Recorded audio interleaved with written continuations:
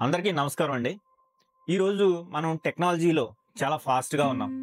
మనం ఎంత ఫాస్ట్‌గా ఉన్నాము అంటే, మనం పక్కన ఉన్నవాళ్ళు ఎవరు, మన ప్లేట్‌లో ఏముంది అనే తెలుసుకోవడం కూడా కష్టమయ్యేంత మనం ఫాస్ట్‌గా ఉన్నామని చెప్పొచ్చు. నిన్న కాక మొన్న మా ఫ్రెండ్ మా ఊరికైతే రావడం జరిగింది.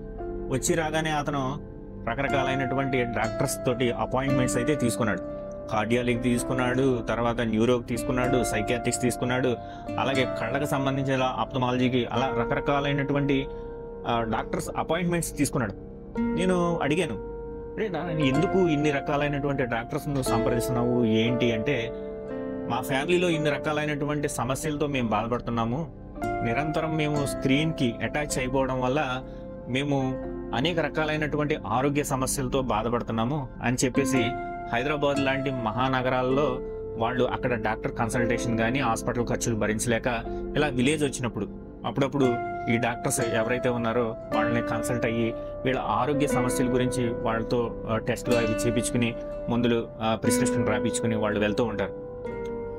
మరి ఎందుకురా నీకు ఇంత కష్టం ఎందుకురా అంటే వాడు చెప్పేది ఒకటే నాకు రీజన్. మరి మేము 24 గంటలు స్క్రీన్ కంప్యూటర్లతోనే ఉంటాం. ఇదే మా ప్రపంచం. మాకు ప్రకృతి అంటే ఏంటో తెలియదు. కనీసం మేము చల్లటి ప్రకృతి గాలి కూడా పీల్చుకునే అవకాశం మాకు లేదురా అని చెప్పి బాధపడుతూ ఉంటే నాకు చాలా బాధేసిందండి. మనందరం మనం పట్టణాలకు వెళ్ళిపోయాం. అక్కడ ఏసీ గదుల్లో నిరంతరం ఏసీల మధ్యన కంప్యూటర్ల మధ్యన ఉండవలసిన పాపం సాఫ్ట్వేర్ ఇంజనీర్స్ అందరూ అదే పరిస్థితి కదండి. కొన్ని బయటకే వచ్చారనుకోండి, తినడానికి మంచి ఫుడ్ అయితే ఉండదు. మనం విలేజ్లో లాగా అప్పటికప్పుడు వండుకోవడం కూడా పట్టణ ప్రజలకి వీలు కాదు కదండి.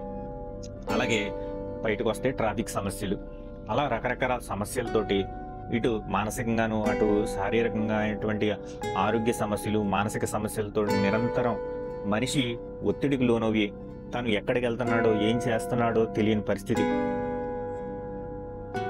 ఇక మనకు పెళ్ళిళ్ళు పేరెంటాలు అయితే లేవనే చెప్పాలి. మన ఫ్రెండో మన బంధువులో ఎవరైనా మనల్ని మ్యారేజ్కి పిలిస్తే ఒరే లైవ్ పెట్టావా అని అడుగుతున్నారు. మనం మ్యారేజ్కి వెళ్ళి కాసేపు అక్కడ మన ఫ్రెండ్స్తో కానీ మన బంధువులతో కానీ గడిపేంత టైం కూడా మనకు లేదు. మనం లైవ్ చూడడానికే ఇష్టపడుతున్నాం. సో లైవ్ చూసి మనం వాళ్ళకి ఇచ్చే కానుకలు ఏదైతే ఉన్నాయో అవి కూడా మనం డిజిటలైజేషన్ ద్వారా ఫోన్పేలు గూగుల్ పేల ద్వారానే మనం అక్కడ చెల్లింపులు చేయడం జరుగుతుంది. ఇక్కడ ఇంకా అలా అయితే మనకున్న బంధువులు ఎవరున్నారో అనేది కూడా మనకి కొద్ది రోజులకి మన పిల్లలకి కానీ మనకే తెలియదు, మన పిల్లలకి అసలు తెలియదు. ఎందుకంటే ఇక్కడే మనకి ఎప్పుడైతే ఇలా అకేషనల్గా మన పెళ్ళిళ్ళు లేకపోతే ఇంకా ఏదైతే ఫంక్షన్స్ ఏదైతే ఉన్నాయో అప్పుడు మనం వెళ్ళామనుకోండి, అక్కడ చాలామంది మన బంధువులు ఎవరో చాలామంది వస్తూ ఉంటారు.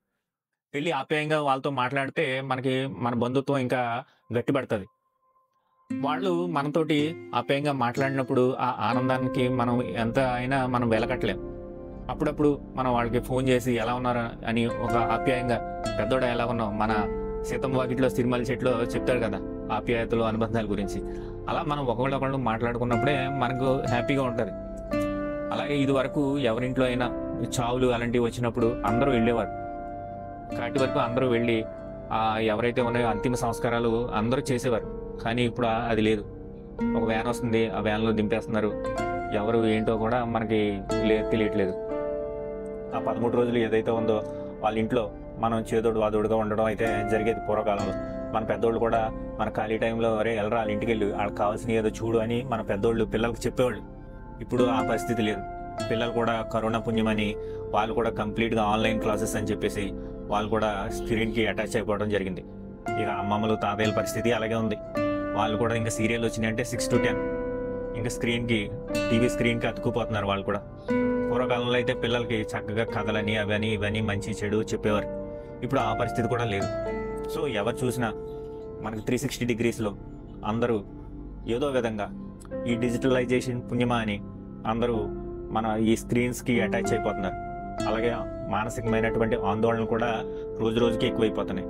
శారీరకమైనటువంటి ఆరోగ్య సమస్యలు కూడా రోజు రోజుకి ఎక్కువైపోతున్నాయి. దీనికి పరిష్కార మార్గం ఏదైనా ఉంది అంటే మళ్ళీ మనం ప్రకృతికి దగ్గరగా వచ్చి మళ్ళీ మనం ప్రకృతికి మమేకంగా, ప్రకృతే మనము మనమే ప్రకృతి అన్నట్టు మనం బతకగలిగితే ఈ సమస్యలన్నిటికీ మళ్ళీ ఒక దారి అయితే మనం చూడొచ్చు. ఈ విషయంపై మీరేమనుకుంటున్నారు? అలాగే మీ కామెంట్స్ ద్వారా అలాగే చెప్పండి. ధన్యవాదాలు.